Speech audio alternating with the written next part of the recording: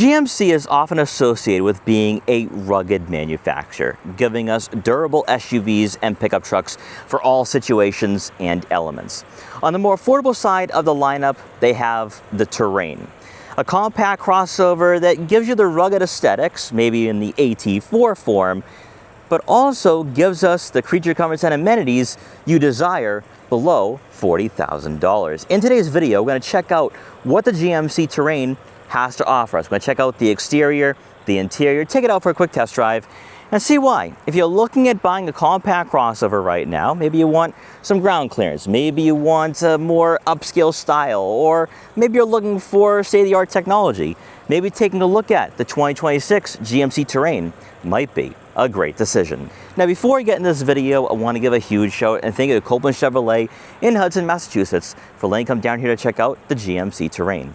Their link will be in the description below, so you can check out their extensive Chevrolet inventory. So as always, let's begin with that pricing.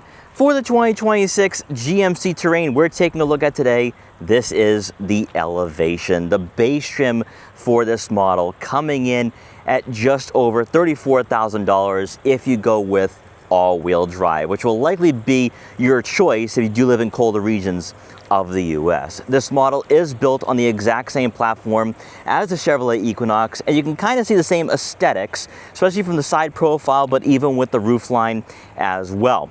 The question posed here is, why would you go in the GMC direction over what Chevrolet is offering for about $2,000 less? Well, if you're into aesthetics and you want a more rugged appearance, this is where the GMC Terrain is going to be a great choice and alternative. Now, with the Elevation, it is not going to look as sporty, as off-road worthy as the AT4, but just take a look at what you have up front, because you're going to receive full LED headlights that are in one housing. You're not going to find that on the Chevrolet Equinox. As we extend into the center portion of the front fascia, here we have some gloss black trim giving us some definition to this model and some chrome accents. From far away, it kind of looks like a baby GMC Yukon, so a bit more upscale than its more mainstream cousin.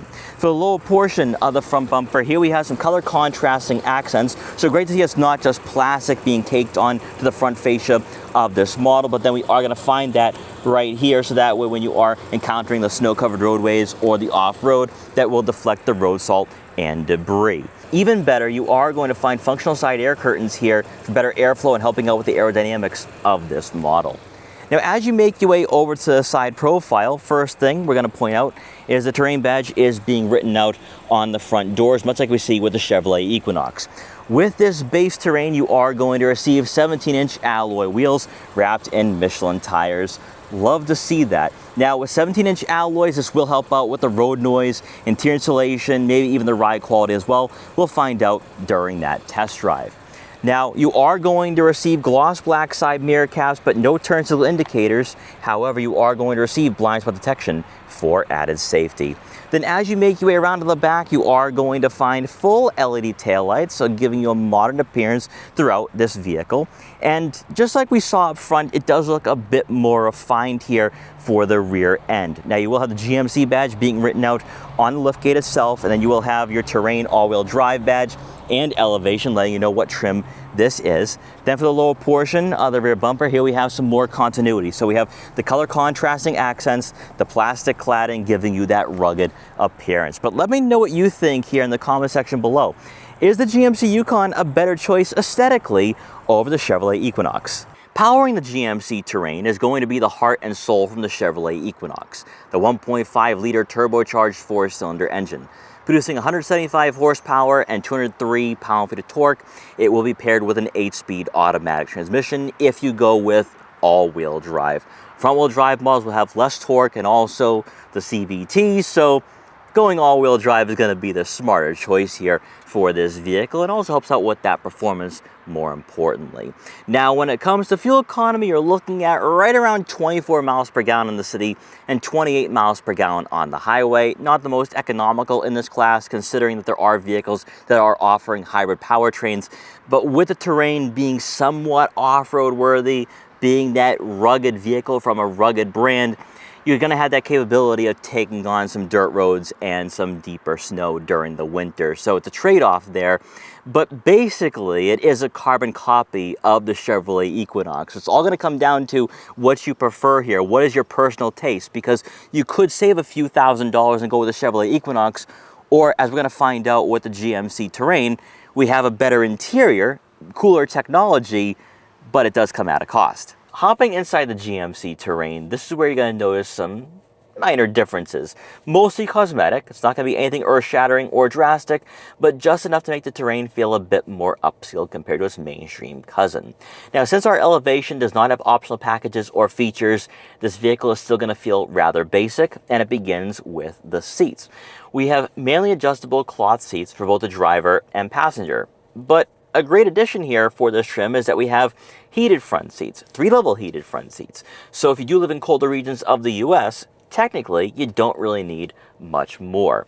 Now, with these seats, the backs are a bit more firm. The bolstering isn't going to be overly aggressive, but I do think the cushioning is pretty nice here for weekday commutes and longer road trips, so you don't necessarily have to go with a more premium upholstery if you don't want to. Now, in front of you, you will notice some minor differences here compared to a base Chevrolet Equinox. First off, with your steering wheel. It is premium wrapped, so somewhat leather-like here, which feels really nice in the hands. No aggressive 10 and 2, but firm 9 and 3 grips, and you are going to have paddle shifters to rotate the gears yourself with that 8-speed automatic.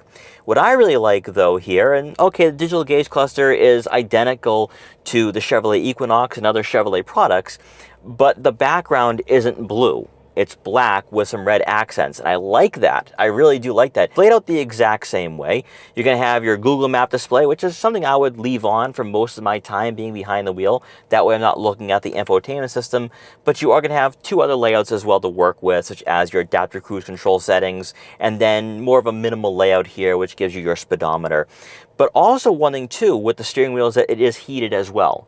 So we have the functionality here that really gives you some of those creature comforts that you are desiring in a vehicle like this. Now, as you make our way over to the infotainment system, this is a major difference compared to what we do see from other Chevrolet products, because rather than having the screen integrated into the dashboard, we have this tablet-like touchscreen with all your widgets in place, giving you Apple CarPlay and Android Auto compatibility to go along with Google Maps, Google Play Store, and Google Assistant. Now, again, very straightforward stuff, but I like the fact that it is laid out in this way, giving you, I think, a more luxurious appeal. Also, this is similar to what you would find out of Cadillac, so it's kind of giving you this nice balance of being mainstream but still giving you the tech feel that you want to experience at around $40,000. Best of all, I think the functionality is better too, the way in which it's laid out. Sure, we don't have physical buttons per se, but we are going to have these little switches at the bottom of the screen which will control your AC, front rear defrosters, fan speed, fan direction, and your climate control. But what I love though is at the bottom of the screen is going to be your lane centering and your outside lighting, whereas in Chevrolet products at the top, and it's a very small icon, so it can get a bit confusing. Now, speaking at the top of the screen, you are going to have some quick access icons for your home screen, but then also your information layout, your radio, and then your map display. So I actually think the functionality of this tablet is much better, but that's just my take. Some of you will disagree with me on that one. When you place the Terrain in reverse, you are going to receive a rear backup camera with trajectory, and you have a nice wide-angle view as well, giving you better visibility when you are parking on city streets or parking in a garage. So I think this is more than adequate for a vehicle in its price range. Now, continuing on beneath the head unit, you are going to find a tray for a smartphone, wallet, or other smaller gadgets, a USB-C and USB-A outlet. For the center console itself, we have 2 cup holders, and we also have another tray for an additional smartphone or 2. Then for the standard storage compartment, enough room for 17-ounce water bottles. And to me, that's more than enough. When you can actually store water bottles in the center console, that gives you a lot more practicality. And then if you are going on a road trip with the family, you can just take the water out and give it to the kids in the second row. I really like to see that. Now, rounding out the front seating area above, we do not have a power moonroof. However, this leads me into the optional packages available for this trim. So if the heated seats and heated steering wheel wasn't enough for you, you have the Elevation Premium package for almost $3,000. This will elevate no pun intended, your seating material. You'll have an 8-way power adjustable driver's seat, power lumbar support, wireless phone charging pad, and the overhead sunglass storage compartment. For your climate control, you have dual zone climate control, cabin humidity sensor, rain sensing wipers, and heated wiper park. Great to see. Then you get an upgrade for your wheels to 19-inch alloys. And then finally, for the convenience features, you get that hands-free power liftgate, which is what we definitely need here for this vehicle. You have your home garage opener, and then also your roof-mounted side rails. Now, it can go even further than that because you also have the technology package for about $1,000. This gives you a number of safety features and also comfort features as well. So for the driving assistance features, you get traffic sign recognition, also rear pedestrian alert, HD surround vision, so more camera angles, rear camera mirror, and front LED fog lamps. For your comfort and seating, you get ventilated front seats. I have an elevation, that's actually pretty nice. An 8-way power adjustable passenger seat, 2-way power passenger lumbar support, driver memory seats, and heated rear outboard seats. Really, really nice here for a base trim. Now for passengers in the second row, they're going to receive a very respectable near 40 inches of legroom. To put that into perspective, that's right in line with a Volkswagen Tiguan, a Honda CR-V, Toyota RAV4, Hyundai Tucson, and Kia Sportage. Best of all here, with all-wheel drive, the floor is completely flat, so you can easily have a third person in the center, and shoulder room-wise, a good amount of it, so you won't be fighting for that elbow room.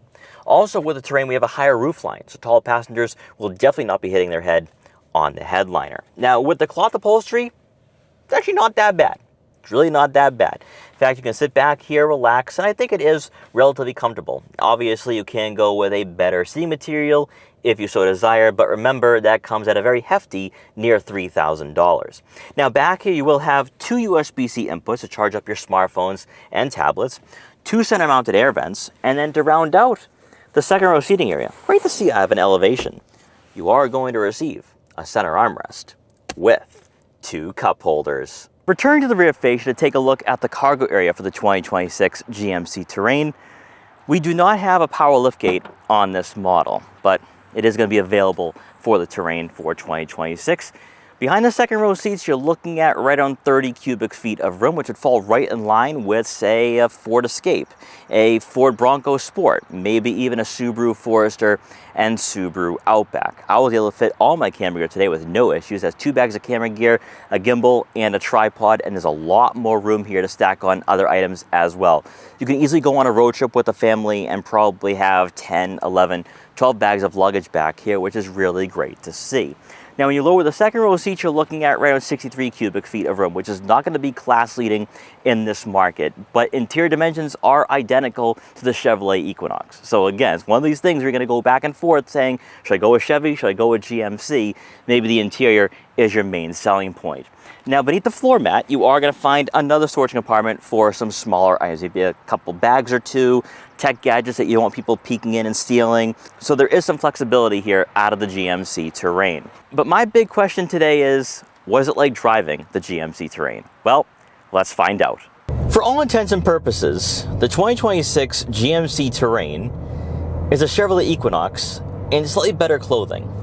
And as I asked in the title, what is the point of this crossover? Why did GMC do this? Because you don't have something like this out of Cadillac, because you'd have the XT4, which the XT4 is a very different vehicle than the Chevrolet Equinox and this GMC Terrain.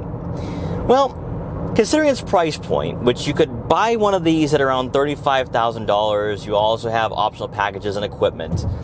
What you receive is slightly better interior quality, especially on the dashboard, door panels. You get a different infotainment system, which, I don't know, I kind of like. I kind of like the way it's laid out. But aside from that, that's basically it. If you're someone who's looking for a more adventurous vehicle with some off-road capability, I think the AT4 out of Terrain does look better than the Equinox Active. But it really comes down to what you're looking for aesthetically than anything else, because with this powertrain, same performance, we have the 8-speed automatic, and it doesn't drive much different. Now, I think the interior insulation, which again, I wish I had a decibel reader, is a bit more improved, so you're not hearing a lot of the outside world It's actually somewhat isolating being behind the wheel of this crossover. We also have the nice, as they call it, wrap steering wheel, which is kind of like a leather material, which does feel really nice considering this is a base trim from GMC. Now, out of this 1.5 liter, does a pretty good job. I mean, this isn't going to be a performance crossover by any stretch of the imagination, but you can enter highways safely, pass slower drivers. It does the basic work. Really all you could ask for out of a vehicle like this. You also, of course, have the ground clearance to take on some snow-covered roadways, maybe even some dirt roads. And I think it's that flexibility, that multidimensional aspect of the GMC Terrain that makes it possibly a great choice, although you can get the same from a Chevrolet Equinox. So it comes down to what you're looking for. If you're someone who is more of a elitist when it comes to the badges on the front or back of your vehicle, you'd go in the Terrain direction. But one thing I will say, though, is that being behind the wheel of this model, it definitely reflects the price point just a little bit more. Even with the digital gauge cluster, the way it's laid out, the colors that they added for this particular trim and model, I definitely like it. It's the smaller details that most certainly go a long way. But truth be told, I think going with the Acadia would feel a bit more unique in the GMC lineup than going with the Terrain. But I think for those of you looking for a vehicle that's just slightly better in terms of the smaller details, that's where the Terrain might really surprise you over, say, a Chevrolet Equinox. But with the Equinox, I mean, you can go with an RS and it feels really nice. So it's just one of those typical American manufacturer things where the higher models, the more luxury brands get better interior materials and insulation, maybe a more aggressive appearance, and that's basically it. The same trap that GM, Ford, Chrysler, they've all fallen into this trap, and they've done so for the last, 30, 40 years, if not longer. But in this situation, if you need a crossover, you want something a bit more adventurous, this is your choice. But all that aside here, driving dynamics wise, handling, even performance, it is pretty nice. I mean, this 1.5 is pretty responsive, relatively speaking. And what I like here, and I'd have to drive a Chevrolet Equinox now because I need to see back to back, the handling seems a bit firmer. It's a bit more aggressive in its demeanor, and I would say, and on the Richter scale, probably a 2 in terms of engagement, probably, a notch higher, because even in just regular comfort mode, it does have a playfulness to it, relatively speaking. I'm throwing around these terms extremely lightly, but it doesn't feel as disconnected as the Chevrolet Equinox. So whatever GMC did, they've made it feel a little bit better, a little bit more performance-oriented, and a bit more engaging than its more mainstream cousin. But if you're someone looking for luxury, though, try finding yourself a Cadillac XT4 if you can. Because I think the XT4 would give you a lot more in terms of your bang for your buck, but then also, the luxury aspects that you might be desiring. Whereas GMC is kind of your rugged off-road brand, which is why I would say just go with the AT4 over the Elevation.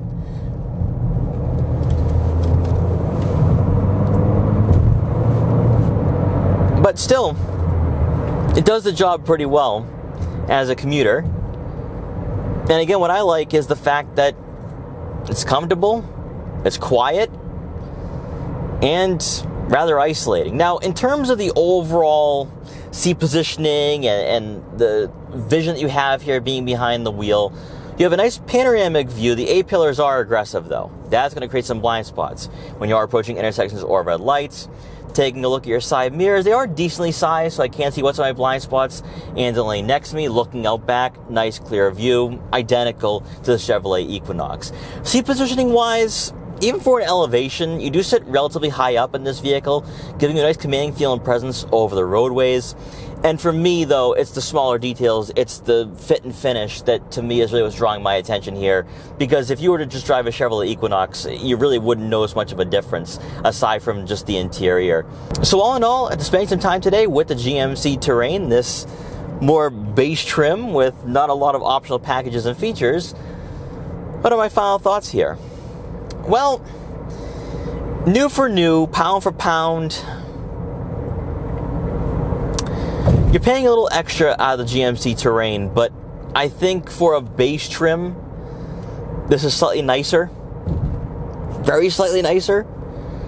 But I've never really had any problems with the current generation Chevrolet Equinox. I've never really complained about it, what it offers, because what Chevrolet is doing with the Equinox is providing a lot of value on the lower end, below $40,000. With the GMC Terrain, and this is why I say with the AT4, you're getting something a bit more aggressive, a bit more durable. You're getting a vehicle that I think is probably going to fit your outdoor nature, outdoor style. But it then comes back to the performance. It comes back to the powertrain. And why I'm asking, what's the point of this vehicle? Because it uses the exact same engine. It has the exact same transmission. It has the exact same dimensions. What's the point? Really, what's the point? I mean, to pay a little extra for, interior insulation and fit and finish, save the money and go with the Chevrolet Equinox. Go with an Active if you're someone who wants all-terrain tires. And then if you're someone who does want to go off-road, the Acadia would be the better choice. The Acadia would be the better option here. And I don't know why you'd want to go with the Denali out of the Terrain. So those are my thoughts here. I mean, this is my first time driving a GMC. I've never reviewed a GMC on the channel in all my years doing this.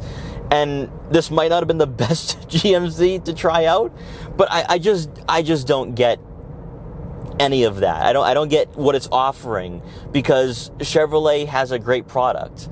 I think really what it comes down to is technology. And if you're that superficial, I really don't know what to tell you there, because I would say objectively that the Terrain does look better, right? With the exterior appearance, the boxier shape, the headlight housings, the infotainment system, the way it's laid out. Cosmetically, it's a nice improvement. But worth the extra cost? I'm not quite sure. So guys, let me know what you think here about the 2026 GMC Terrain Elevation. Is this a great value, especially with optional packages and features? Yes, it's going to cost you close to $4,000 in total, but for a base trim, you are going to receive a lot of creature comforts and amenities. Or would it be better just go with the Chevrolet Equinox? Let me know in the comment section below. But guys, once again, thanks so much for watching, take care, and I will see you guys next time.